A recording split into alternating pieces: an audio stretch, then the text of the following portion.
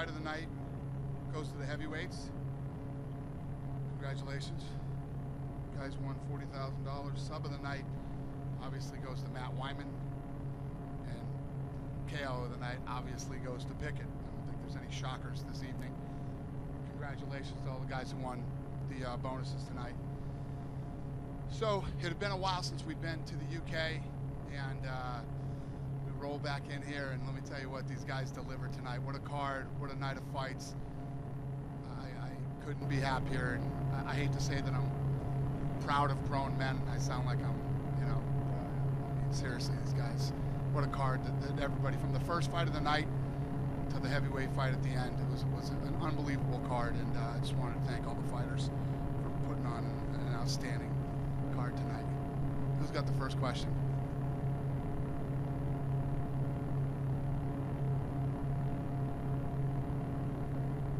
Was there anyone who particularly stood out for you? Yeah, I mean, first of all, you know, I shouldn't be saying this when I'm the president of the company, but I'm a Brad Pickett fan, man. I mean, every time this kid fights, I love it. I mean, the kid fight, not just because he said good shit about me after either. It's true. He knows I love him. I love the way the kid fights, but all of them. I mean, how does Wyman not stand out tonight? I mean, how does Pickett not stand out tonight? How do the heavyweights? I mean, everybody. It was just an unbelievable card. I was just telling Gunnar Nelson when we walked back here. He's the talk on Twitter right now. People calling him the new BJ Penn. You know, I mean, it was an unbelievable card tonight, and everybody stood out tonight. What were your thoughts on Jimmy Mano and Kyle Kingsbury? What's that? Jimmy Mano versus Kyle Kingsbury. I mean, well, right up until the heavyweight fight, that was going to be the fight of the night. You know what I mean? Kyle Kingsbury has a heart so big, and you know, he stayed in there. His eye looked like, I mean, at the end of the first round, I mean, if they're going to stop that because he can't see out of the eye, it should have been stopped in the first round. He couldn't see out of the, you know, he looked like a Halloween mask in the first round of the fight, and the kid stayed in there and was still competitive with one eye. And then obviously this kid burst onto the scene tonight. He looked good. Got, you know, his first time in the UFC. I don't care what he says. I didn't ask him or talk to him or anything, but you got to be nervous. First time you're in your home country, and you know, it was a good win for him. And last question from me. Great fight, but attendance was a little bit low, maybe. Attendance a little low? Well, I don't remember. What's this place hold? 8, and we had 7,200 and a gate of almost $1 million on a card that people said sucked. Right up your ass, everybody. Yeah. Sorry. Take us through the first round a little bit. Were you a little surprised that he seemed to have figured out your height and reach so quickly? In my opinion, but I felt that pressure in him was going well, you know, and you know, starting the second round, I kept doing that, and that really, in my opinion, got me to win. Kept the pressure on, and really started to you know, throw combinations with my fist. I should have thrown more kicks to you know, just end the combinations, but for the rest, I'm pretty happy. You know, he's a good boxer, so I'm happy to get, you know, a knockout victory over him. Was there a moment there in the second round where you feel like things turned? It looked like he slipped a little bit and you took advantage. It was hard to tell if that was a slip or if you caught him. You know, I was pressuring him. I hit him with a couple good shots before that too, and I saw that the shots were having their impact. And I thought he slowed down in the second round. And you know what I said? I started to pressure him, and I'm not sure what it was. Even if he slipped, you know, I was pressuring him. You know, he was trying to get away, and I was trying to finish him. So I took advantage of it. You know. And then obviously the talk all week has been, you know, whoever comes out of this fight is right up there in that top 5, 6, 7 range. Where do you feel like you are right now? How close do you feel like you are to a possible title shot? Are you 1 fight away? Are you 2 fights away? I don't think there's a lot of other guys on a 4-fight win streak in the heavyweight division right now, you know, and 4 finishes in my last 4 fights. I believe I won 6 of my last 7. I'm not even sure. You know, I think I got 29 pro wins now, but I think I'm closing in on that. And, you know, still there's no rush. I'm 24. Imagine what I can do in 4 years, 5 years, you know, but I think I'm a couple wins away, 1 or 2. And, you know, I think, for example, Werdum would be an awesome fight for me next fight. You know, I think I can cope with him on the ground, and I think I can rough him up on the feet. So, and Dana, then I'll go straight to you. Then, you know, where does Stefan find himself now?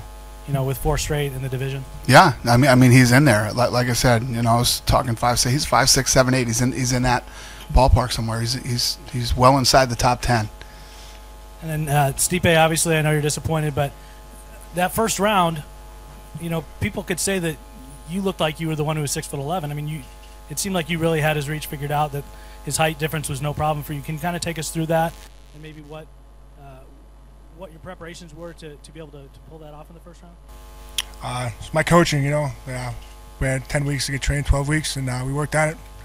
Went great the first round, not so much the second, but we'll get back to the drawing board. Question for Matt.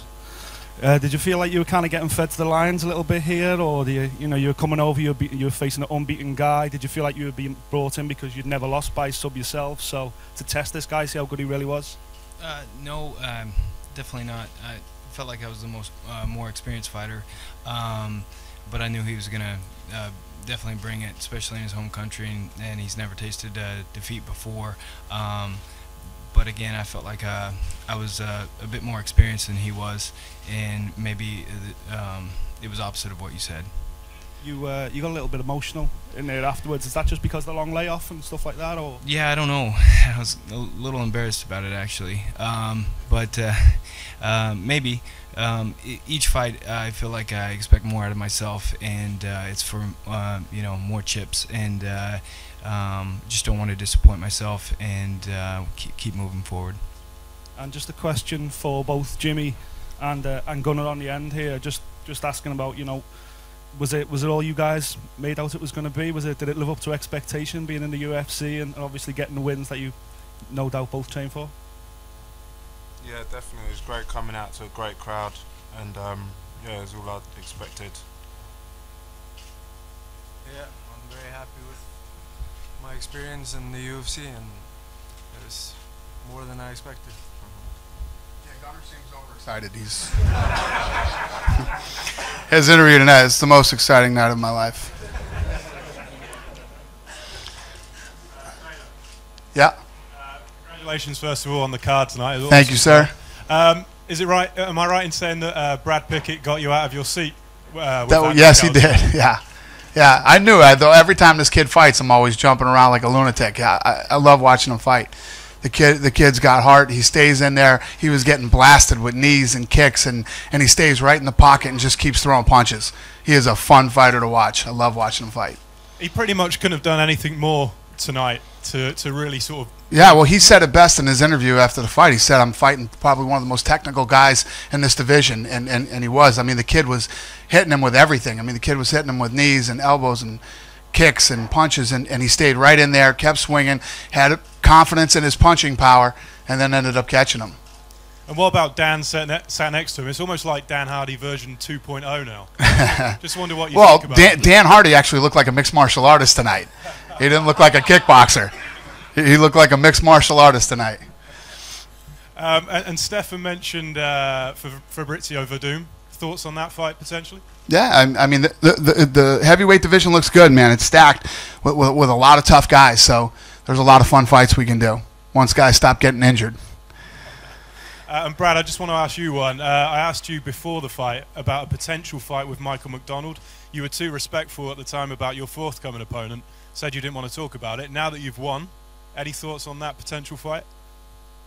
I don't think this works. So just does it? Oh, it does actually.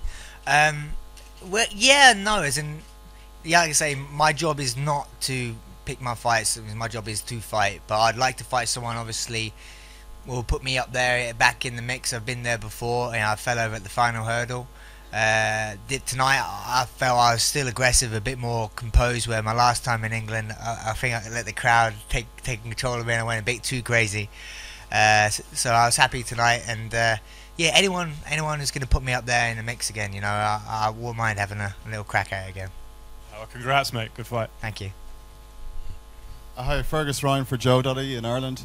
Gunnar, congrats on your win. Great debut. Just wondering how you feel European MMA is rated now against, say, the powerhouses like the US and Brazil. Given that you've competed all over the world at this stage, how would you see European MMA rating now? I don't know if it's up to me to rate myself. I'll compete against anyone, this is my first fight in the UFC, and it's a win, and we'll just carry on from there. How soon would you like to get back in? As soon as possible. Okay, thanks. Too, just for the record, has a ton of experience, came through the Ultimate Fighters, fought in the UFC many times, and had a massive weight advantage over him. You know, he came in heavy when he wasn't supposed to, and he was already coming in at a catch weight, came in heavy. I mean, he looked fantastic tonight. Dan, did you have to nearly hold yourself back because there was times where you were wading in with punches and then you shot in for the takedown? I think someone said you're Dan Hardy 2.0. The old Dan might have kept winging. Was it a real conscious effort to stop and shoot for the takedown? Was that the plan? Well, the old Dan Hardy got knocked out by Carlos Condit. The last time I fought in the UK, there was a lot of adrenaline, and there was a point about a minute into the first round where I kind of, you know, I heard the crowd shout my name, and I kind of felt that kind of, you know, I want to start trading punches and going nuts, and so I stepped back and kind of bounced around a little bit, and you know, I probably let the first round go, and I apologized to my corner between the first and second round, but I needed to let that pass, and you know, be a bit smarter, because I'm working hard to improve, and sometimes, you know, if I let my emotions get the best of me, technique goes out the window, and I just want to see who's got the best chin, and you know, one time it didn't work out for me, and I don't want to take that risk again in my hometown. Dana, as long as you brought up DeMarcus coming in heavy like that, people were wondering, should he have been able to take this fight because of his previous knockout? Obviously, you guys thought that was not an issue to let him back in there even on short notice, but I mean, you're right, though. No, I agree with you. I don't disagree with you one bit. You know, but what happens is you get two guys, they show up for a fight. You know, this kid's about to make his UFC debut. He's been training, not to mention the fact that he had, I don't know how many opponents switched on you. I mean, within 2 days, so many different guys were switched in and out, and him and his manager said, we'll take it. You know, he's trained and prepared and traveled for this fight and everything else, and that's usually what happens. It's not good. I can tell you this. It pisses Joe Silva off, and you don't want to do that. You know, you're a professional, and if you say you're going to make the weight, you come in on weight. Did he offer any excuses for that, or obviously he signed to fight 5 pounds heavier than normal, and right, to come in 13 pounds heavier than normal? Yeah. Well, you know we don't like that. Yeah. It's not good. I'll read between the lines on that one. It's never good. But Dan, you just talk about the atmosphere when you walked out in front of your own town. Been in that crowd a few times for the ice hockey, and that was the loudest I've heard it. It was pretty awesome, and I went back to the old England Belongs to Me as well, because I'm now 5-0 with that song, so I'll stick with that one as opposed to the version that I sing on, which is clearly not good for me. And for Dana, how would you compare the reaction Dan got to some of the reactions in other UFC fights? The reaction he got to what? When he walked out. It was good. Didn't suck. It's good to have the whole place cheering for you. Yeah. And Matt, going into the fight, were you confident that if the fight went to the ground that you'd be able to compete with Paul? I was actually. You know, I'm not a one-dimensional fighter, and I'm not trying to make insults by that, but I was confident that if the fight went to the ground that I would be able to compete, and I felt like I was as good or better, and I was going to just try not to have a set game plan and be willing to engage wherever and try to win wherever. And Jimmy, there was rumours that you asked for Kyle's beard to be trimmed. Was there any reason particular for that? No, my coaches asked for him to be trimmed, so I think it's a bit over the top.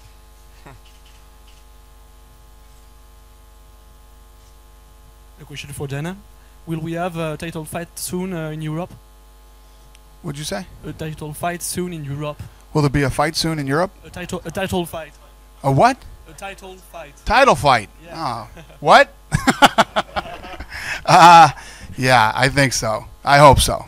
You know, it would be awesome to bring Bisping over here. If Bisping gets a shot at the title, we'll see what happens. I know you guys want it. I know. Hi, question for Dan. First of all, Dan, congratulations. Steph Lack from the Herald in Scotland. Not too long ago, you were fighting for a title. Now you've got a good running streak going again. Great knockout in the previous fight and a really good, smart performance, as you described it yourself tonight. Where do you see yourself now in the division? I mean, it's probably a bit early to say, but where do you see yourself at this moment after those 2 wins in the division? It's a deep division. I'm just kind of focused on myself now. You know, I've made the mistake of looking too far ahead in the past, and now I'm just kind of focused on my journey and you know, improving between fights. And you know, whoever the UFC put in front of me, you know, that's my next challenge and you know, my next goal. And you know, wherever the cards fall, I don't really mind who comes next. Thanks. And Dana, just quickly, I know you've spoken before about judges. There was a couple of decisions tonight that had a couple of us scratching our heads in the Watson fight particularly, and then Andy Ogle's fight. What did you just wanted to get your take on those two kind of strange calls from the judges? The Watson fight? I thought Brad Tavares won that fight. The thing that the kind of controversy, if there was controversy, that someone scored it 30-27 to Watson, I think. Yeah. That's what we're getting at. I agree. That's a little crazy. And then, you know, the Andy Ogle fight, I gave Ogle the first round and the third round. But first round was close, too. It was a close first round. I'd say, let me tell you what, all in all, I think the judges and refs did a pretty good job tonight. I think stoppages were good. You know, I agree. And having Watson 30-27 is a little crazy and a little lopsided, but at least the decision went the right way. And just finally, I'm sorry to bring it up again, are you any further along in potentially bringing the UFC to Scotland anytime soon? We are. And I know we owe Scotland and we owe Ireland another fight. So, yeah, we've Lorenzo and I have been talking about Scotland. So we'll see what happens here soon. Thank you. Hang in there, Scotland. Yeah. Actual plans in stone for more cards in Europe or Ireland, the UK? Are there what? Is there a plan set in place for Ireland to the UK? Yeah, we're working. Why don't you let me transition into this one really quick? Then I'm sure you guys saw yesterday with the press release, and I retweeted on Twitter. Gary Cook is now coming aboard here in the UK. He's going to join the London office as Executive Vice President and Managing Director of Europe, the Middle East, and Africa. And you know, many of you know him. He has a very strong, outstanding track record of business. He worked for Nike from 96 to 2005, from president to general manager of the international brand for Jordan. And then in 2008, he became the chief executive of Manchester City Football and completely restructured and rebuilt that club. Guy's a stud when it comes to running business and building brands and taking brands global. So I'm going to call him up here real quick. He's our new man that's going to get the ball rolling and get things going over here in Europe for us.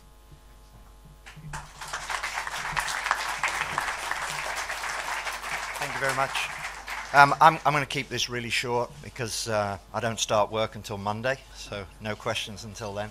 There's just a couple of things I would like to say. First of all, Marshall Zelaznik is returning to the United States, and I just wanted to personally, and on behalf of everybody in the United Kingdom, Europe, Middle East, and Africa, thank him for his 5 years of dedicated, passionate, and hard work. So wish him well. He's gone back as an Arsenal fan, so he's taken a little bit of the UK with him. And then the next piece is just to say how delighted I am to be part of a very passionate organisation and a very determined organisation to continue and grow and lead this business forward. This is now a huge global brand, and whenever we operate in Europe, Middle East or Africa, and particularly here in the UK, which makes me very proud, there's only one thing that really counts, and that is to have a great event and show the world that we are a great business, a great brand with great fighters. And I think tonight, you all know that tonight was a great card and it was a great event. So I just wanted to thank all of the fighters for representing this region on the global stage. And with that, I'm sure I'll be in touch with many of you in the near future. So thank you again to Dana for the introduction. Thank you.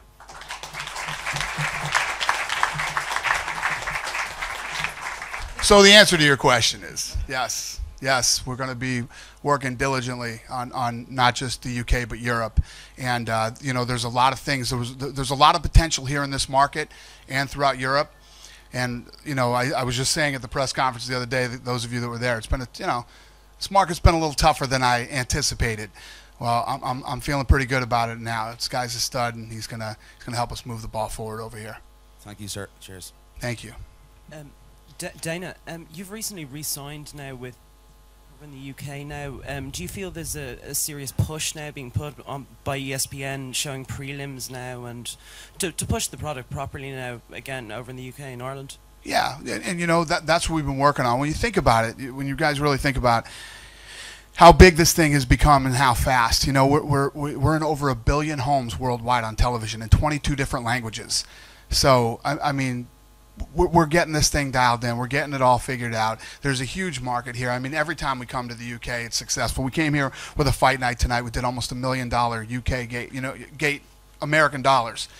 The fight in Toronto did 1.9 million with John Jones headlining. Okay, so it's a good market over here. There's a lot of top talent over here. There's a lot of crazy fans over here. Every time we go to Manchester, we go to London, you know, everywhere we go, the places are packed, and people come in from Ireland and Scotland and Germany and all these other places. So we're getting our shit together, and we will get this worked out. Okay? And thank you for your patience. Sorry, just one more question. Gunnar, just the gym you come out of, there's a few guys in your gym that are very promising at the moment. Can you expect to see a few of those guys possibly, such as Conor McGregor, joining in the UFC pretty soon? Or Dana, would you like to comment on that? Any inkling of any Irish guys possibly you're looking at to sign? My man, I can understand about 1% of what you say. 99% of what you just said was gone. Sorry, just Irish guys. There's a few sort of names at the moment. Conor McGregor, obviously, with Cage Warriors promotion. And, well, here's the thing. This is what I was just telling these guys yesterday after the weigh-ins.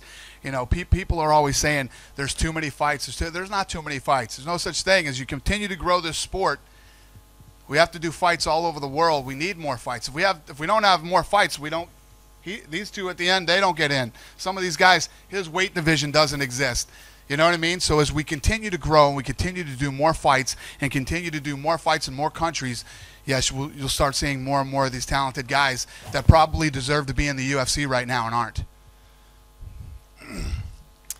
Dana, just want to pick up just on something you said, also something Gary said about the events themselves, and a couple of people have mentioned Scotland and Ireland. You've had this event tonight on Fuel, and I think with the card you've put together, it kind of suits the UK market right now perfectly. From top to bottom, this was a UK Fighters fan card. Is this the way forward now for the UFC in the UK, Scotland, Ireland, and venture into Europe? Are these UFC on Fuel cards the right way to go forward? Yeah, exactly. You're exactly right, and the answer is yes. As we do these Fuel cards, we're taking these cards into other countries, not just the UK, but yeah, and we beam them back home. And yeah, this is how we cultivate the talent from around the rest of the world, other than the Ultimate Fighters that we're going to be doing in each country. I hope that answered your question. It does. Thank you. Dana? Yep. Just following on from your introduction of Gary Cook, are there any concrete plans for more than one event per year per territory? Because that's a huge area that he's covering. Yeah, it is. So what's your question? Is there like concrete plans in place for more than sort of one event? He's just getting started, yeah. But yeah, you know, I've always told you guys it's about getting the right deals over here and getting things done that need to be done that we haven't got done yet. And this is the guy to do it. I've got a question for Robbie on the far end. So you were the first fight of the night and you scored a huge knockout. I think it was 26 seconds, 24 seconds, 23 seconds, 23 seconds. And that looked like it was going to be knockout of the night, and then you're sitting backstage and you're watching the fights happen, and then you see Brad Pickett land that uppercut. Yeah, no. Yeah. You must have been overjoyed. Yeah, I was. No.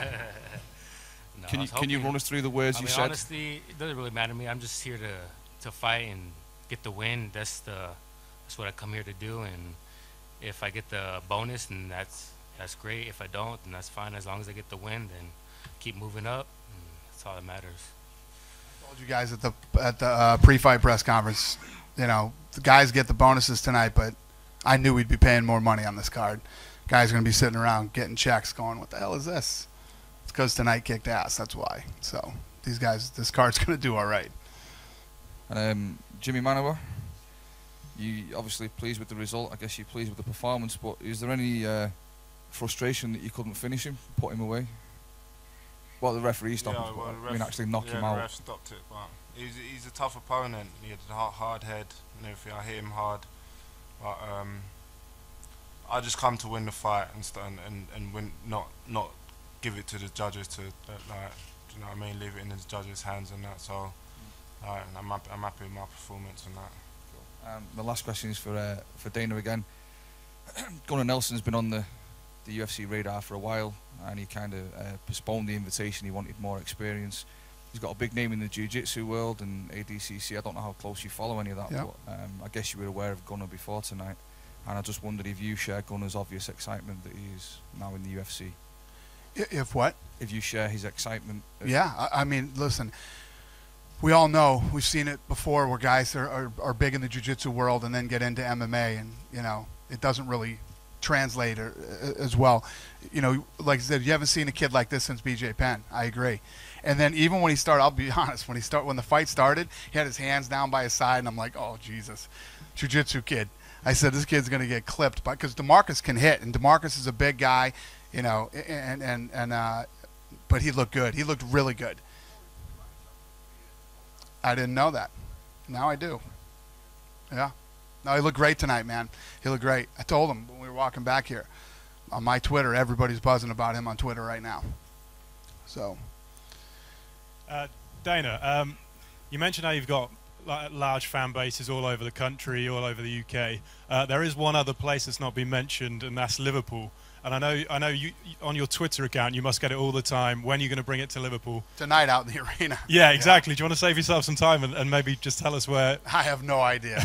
We'll see. We'll see. You know, when Gary gets in there, and we'll see how everything starts rolling over the next month. But obviously, I mean, I say this all the time, and it's true. We want to take it everywhere. If we can go to Liverpool and we can, you know, we can hold a great event there, we'll absolutely go there. Definitely. It's just, this market's so awesome. Like I said, we're talking about Scotland.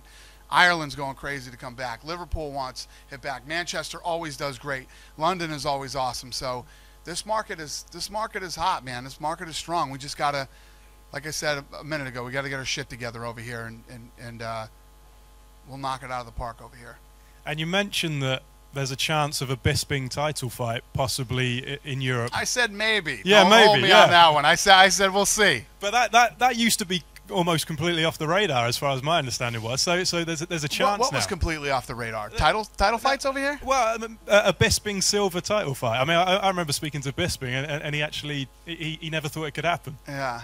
It seems to be coming back our way. Anything's possible. It absolutely could happen. This is a great market over here. It absolutely could happen. The biggest problem with coming to the UK is the time difference. You know what I mean? When you're trying to show this thing all over the world, it's the time difference is the hardest thing here. I'll just finish I on. mean, even when we go to Brazil, it's only a few hours off from the United States. But here, you're 8 or 9. You know what I mean?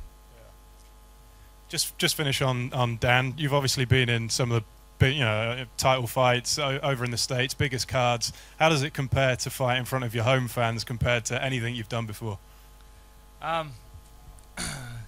knew this night was going to be special, to be honest. I never thought the UFC would come to Nottingham. Obviously, this is not a UFC size arena normally. We need like 15,000 seats. So when Dana announced at the press conference after my last fight that they were coming to Nottingham, it was like, I need to be on this card. There's no way it can go ahead. And obviously, it was fortunate that I got the win on the last fight. Otherwise, I might not have been around to make that dream come true. So it was, it's a special night. Dana, yeah, sorry. 2 questions. One, what's next for Dan? Dan, yeah. Koscheck, maybe? Huh? Koscheck, maybe? Koscheck? Yeah, but blood. Yeah, anything. He's got 2 wins put together now, so anything's possible. We'll see what happens. He looked great tonight. He seems like his head's in a good place, and seems like he's with a good camp, and we'll see what happens. And we have problems in Italy with the TV broadcasting. Why? You have problems with what? TV broadcasting. Help me, somebody. Broadcasting. Yeah, TV. With Oh, in Sky. Italy? Yeah. Oh, yeah. Sorry. You know who my partners are, right? Fertitta. They want Italy bad. We're working on it. Actually, these guys just flew to Italy last week. We're working on Italy. Okay, thanks. Okay. Believe me, we're working on it.